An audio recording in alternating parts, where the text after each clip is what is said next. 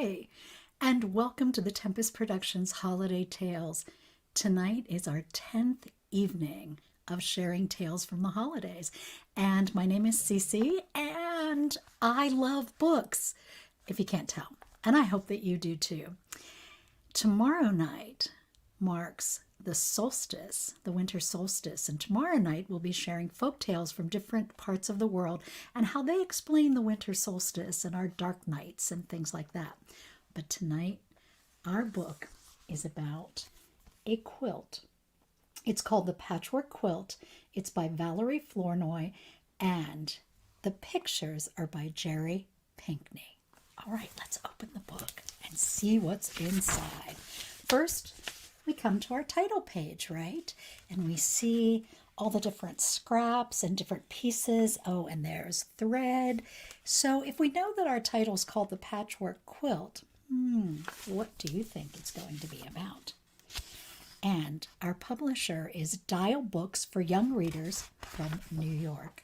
Our inscription from our author is to my grandmother Rose Buchanan and my mother Ivy Mae Flournoy. The illustrators say to Gloria and my father. All right, if you have your copy of the book,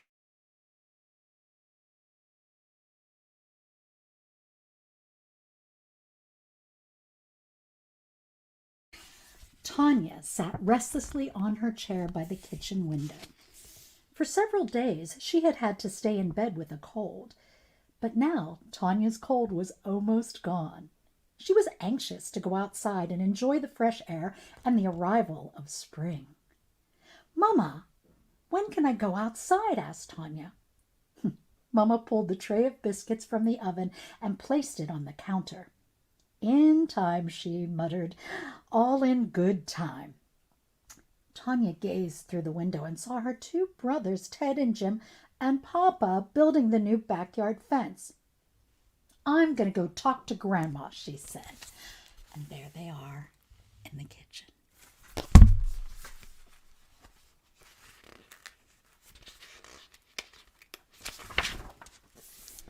Grandma was sitting in her favorite spot, the big soft chair in front of the picture window. In her lap were scraps of materials of all textures and colors. Tanya recognized some of them. The plaid was from Papa's old work shirt, and the red scraps were from the shirt Ted had worn that winter. "What you going to do with all that stuff?" Tanya asked. "Stuff? These ain't stuff. These little pieces going to make me a quilt, a patchwork quilt."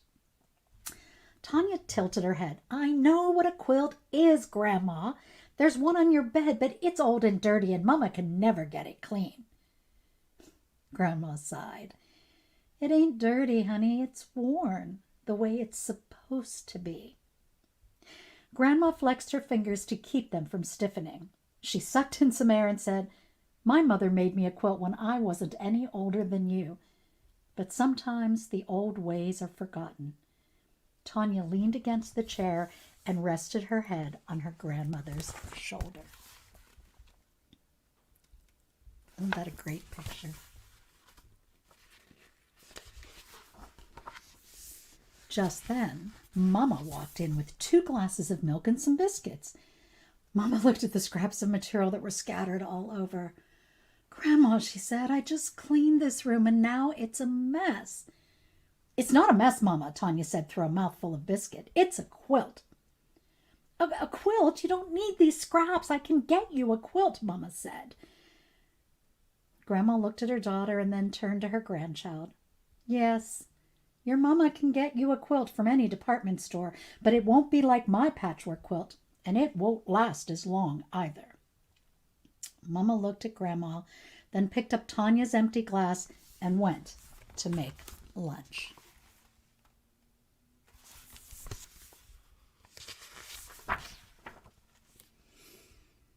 Grandma's eyes grew dark and distant. She turned away from Tanya and gazed out the window, absent-mindedly rubbing the pieces of material through her fingers. "Grandma, I'll help you make your quilt," Tanya said. "Thank you, honey. Let's start right now. We'll be finished in no time." Grandma held Tanya close and patted her head. Oh, it's going to take quite a while to make this quilt. Not a couple of days or a week, not even a month. A good quilt, a masterpiece.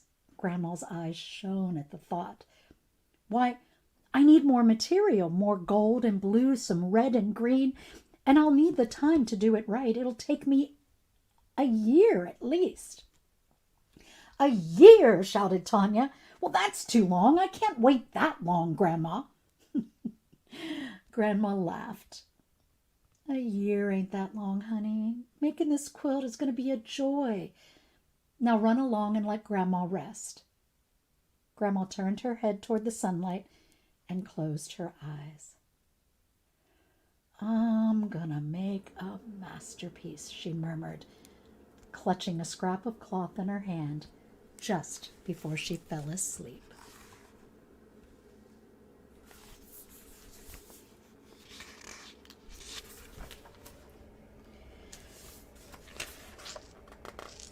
Making sure we turn the page. There we go. We'll have to get you a new pair and use these old ones for rags, Mama said as she hung the last piece of wash on the clothesline one August afternoon. Jim was miserable. His favorite blue corduroy pants had been held together with patches. Now they were beyond repair. Bring them here, Grandma said. Grandma took part of the pant leg and cut a few blue squares. Jim gave her a hug and watched her add his patches to the others. A quilt won't forget. It can tell your life story, she said. The arrival of autumn meant school and Halloween. This year, Tanya would be an African princess. She danced around in the long flowing robes Mama had made from several yards of colorful material. The old bracelets and earrings Tanya had found in a trunk in the attic jingled noisily as she moved. Grandma cut some squares out of the leftover scraps and added Tanya to the quilt, too. And then there we are, the brother, and then Tanya getting ready.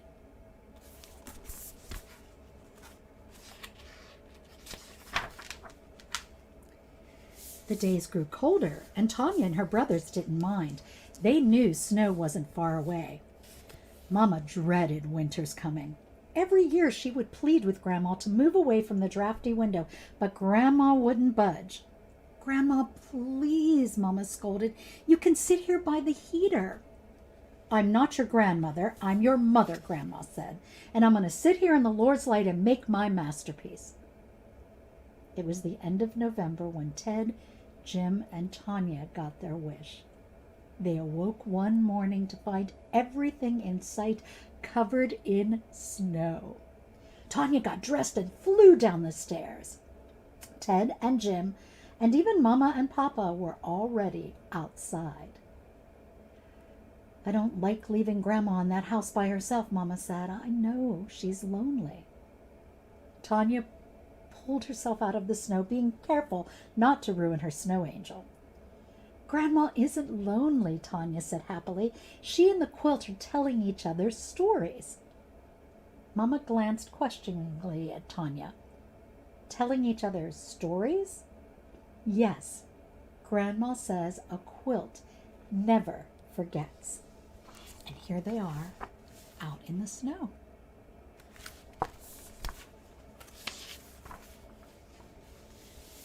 The family spent the morning and most of the afternoon sledding down the hill. Finally, when they were all numb from the cold, they went inside for hot chocolate and sandwiches. I think I'll go sit and talk to Grandma, Mama said. Well, then she can explain to you about our quilt, our very own family quilt, Tanya said. Mama saw the mischievous glint in her youngest child's eyes. Why, I may just have her do that, young lady, Mama said as she walked out of the kitchen. Tanya leaned over the table to see into the living room. Grandma was hunched over, her eyes close to the fabric as she made tiny stitches. Mama sat at the old woman's feet.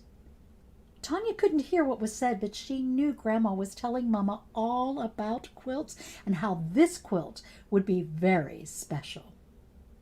Tanya sipped her chocolate slowly. Then she saw Mama pick up a piece of fabric, rub it with her fingers, and smile.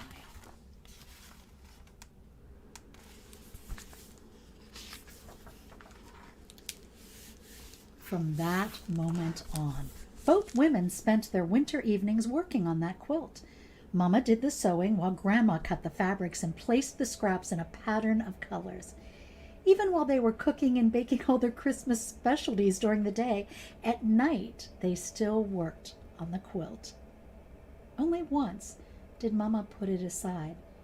She wanted to wear something special Christmas night, so she bought some gold material and made a beautiful dress. Tanya knew without asking that the gold scraps would be in the quilt too. There was much singing and laughing that Christmas. All Grandma's sons and daughters and nieces and nephews came to pay their respects.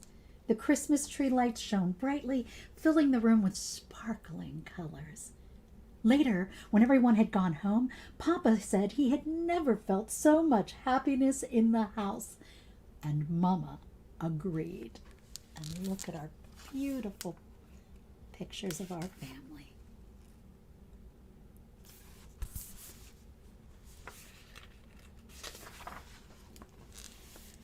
When Tanya got downstairs the next morning, she found Papa fixing pancakes. "Is today a special day too?" asked Jim. "Where's Mama?" asked Tanya. "Grandma doesn't feel well this morning," Papa said. "Your mother is with her now till the doctor gets here."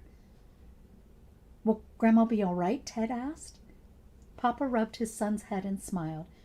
"There's nothing for you to worry about. We'll take care of Grandma." Tanya looked into the living room. There on the back of the big chair rested the patchwork quilt. It was folded neatly just as Grandma had left it.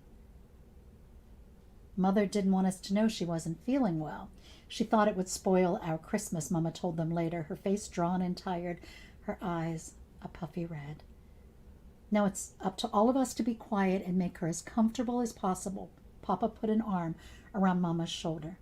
"Can we see Grandma?" Tanya asked. "No, not tonight," Papa said. "Grandma needs plenty of rest."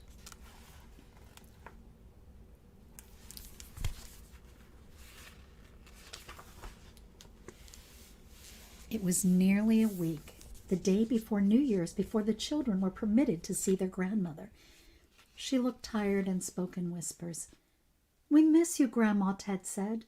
"And your muffins and hot chocolate," added Jim. Grandma smiled. "Your quilt misses you too, Grandma," Tanya said. Grandma's smile faded from her lips. Her eyes grew cloudy. "My masterpiece," Grandma sighed. "It would have been beautiful, almost half finished." The old woman closed her eyes and turned away from her grandchildren. Papa whispered it was time to leave. Ted, Jim, and Tanya crept from the room.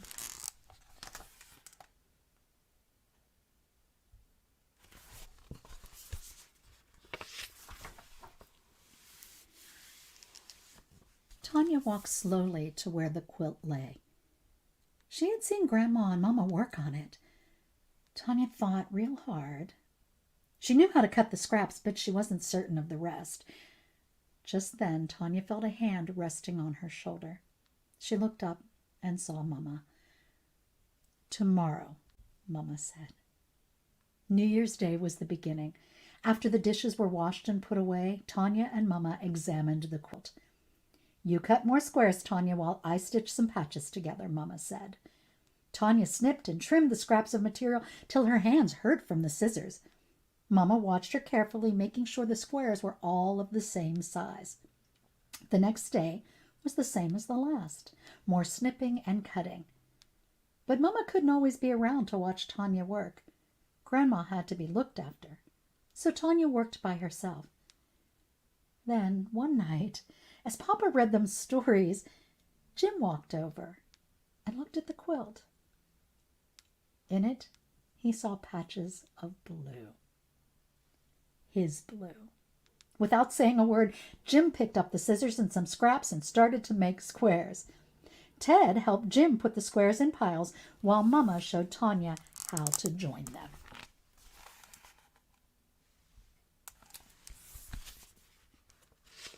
What do you think is going to happen?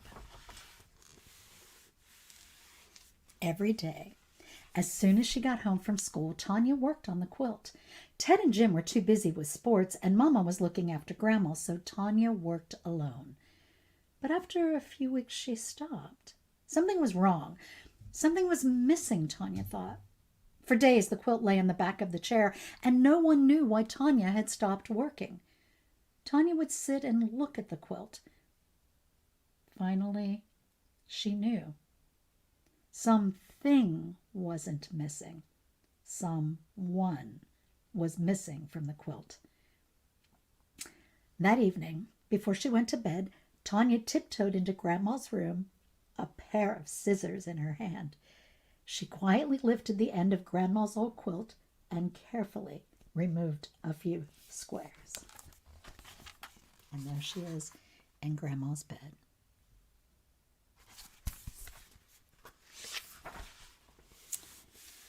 February and March came and went as Mama proudly watched her daughter work on the last few rows of patches.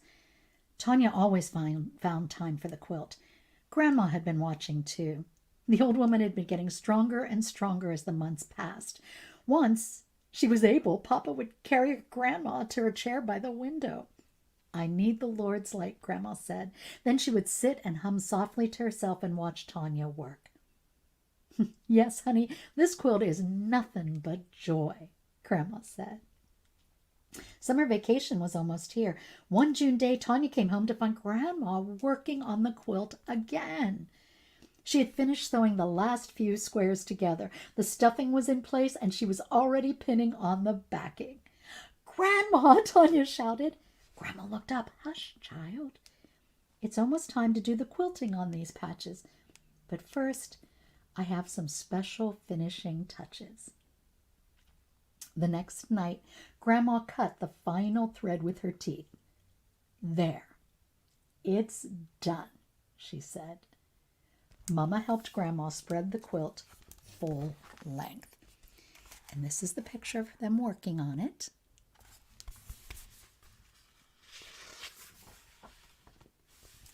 And there is the picture of the full quilt. Nobody had realized how big it had gotten or how beautiful.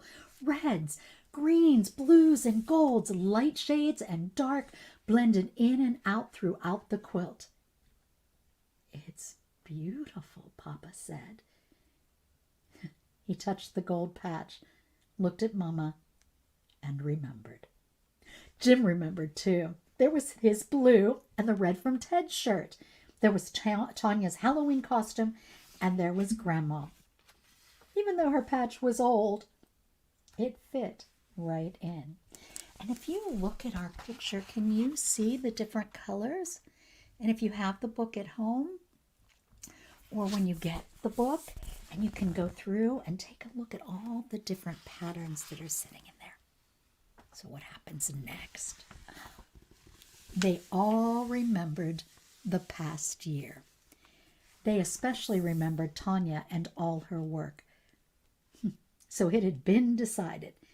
In the right-hand corner of the last row of patches was delicately stitched, "For Tanya, from your Mama and Grandma." And there we go.